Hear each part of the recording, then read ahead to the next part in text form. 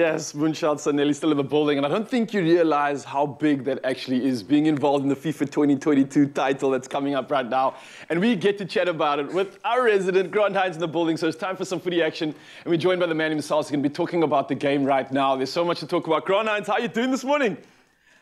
You know, that is such a cool story, and one of my favorite parts about it is just how impactful video games is as an entertainment medium, and then how we can contribute as South Africans to this larger thing, and how it can help us. Oh, you know? so true. So true, what man. What a cool story. And I'm sitting here because I get nostalgic by all the FIFA soundtracks that I literally listened to from like 2011 onwards. I'm proud to have this powerhouse involved in such a big franchise.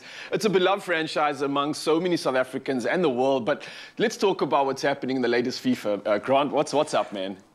Yeah, so I'm busy playing a little bit of FIFA right now, 22, and there's been a whole bunch of changes that have been added to the game. The first one, actually is probably the biggest change, it's called something called hyper motion. What they've done is they have captured, so which means motion captured, all the players on the field at the same time. So let me just return to this match for you a little bit. So everybody around the field that is reacting to the ball, every player on the team has been motion captured so that you can see just even the responses. It just gives you another layer of realism. As you can see, the players looking around at the back at other players just to see who to mark, and they've got nothing to do with where we're at. Which is really wild. And then to make the realism a little bit more, they've included something with ball physics, just a whole bunch of more realistic ball physics. Wow, here we go. Let's see if we got... Hang on. Okay. Oh, you know, almost I had to got give it it on a live go. TV. I must say, Grant, though, it's really cool to see just the off-field play, because often you'd see like players kind of just standing there waiting, and they seem very robotic. So it's already, just by looking at it, I haven't played the game, but it looks like I'm watching more of an actual live soccer game. I don't know if you're getting that feeling as well while you're playing it, but it really does give that authenticity, eh? It does, and because the animation is a little bit more realistic, it might feel a little bit slower, but it actually makes a lot more sense because we are very familiar with how the pace of a football game goes. So that is like the true ball physics. The other thing that a lot of like FIFA heads probably had a problem with was the goalkeepers from the previous ones. The goalkeepers were just lack of being an actual goalkeeper, yeah. So, you know, you just be able to run through them pretty easily. So they've improved the goalkeepers' artificial intelligence, so their AI.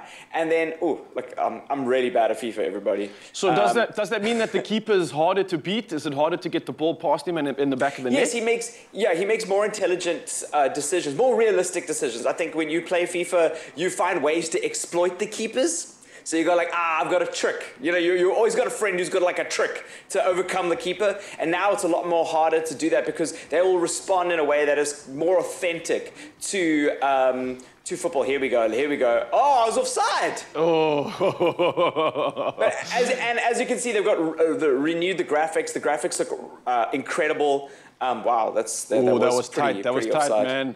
I don't know about that. We should question that the VAR decision. But look, man, with titles like NBA2K that are out, I mean, FIFA, like we spoke about now, is one of the biggest games in the world. What do you think it is that kind of makes it so popular and keeps people coming back for more and more and more? I'm glad you're asking this question because there are a couple of things that really are changing in the industry. So there's a rumor going around right now that EA might lose the FIFA license. Whoa. Which, that is a huge... What do you mean? That's huge. What? And if they lose the FIFA license, this might be the last FIFA game that is called FIFA. It's rumored it's something at like $8 billion they want the license for. So what they get with the license is obviously the different player names. And I think that's what people want. They want to play as their favorite footballers. They want to play as their favorite teams. So whether it becomes EA football next year is going to be another question. But yeah, I think that's what makes EA or FIFA such a compelling game. Let's see. And then also the ability to play with your friends, you know, be able to like kick back on a Saturday. It's the game that you buy so that when your friends come around to hang out, everybody can grab a controller and have an idea of how to play. Yeah, it's actually quite a good thing that it doesn't change dramatically, or at least too much. And let's see if we got what it takes to score this goal. Okay, You know, look. it's a game that gets me so intense all the time. Clearly, it's a good one, and clearly this edition is nothing of a disappointment because it's distracting Grant Irons like you cannot believe. And I think everybody's going to be looking forward to this one. It has a lot of the nostalgic moments that we love and come back to with FIFA, and I think this one's going to be putting a lot of smiles on our face. Whether it changes titles or not, we'll have to see. But stay with us because we are going to be discussing more games and past games for Dune, the big movie of the day, in just a bit. We'll see you soon.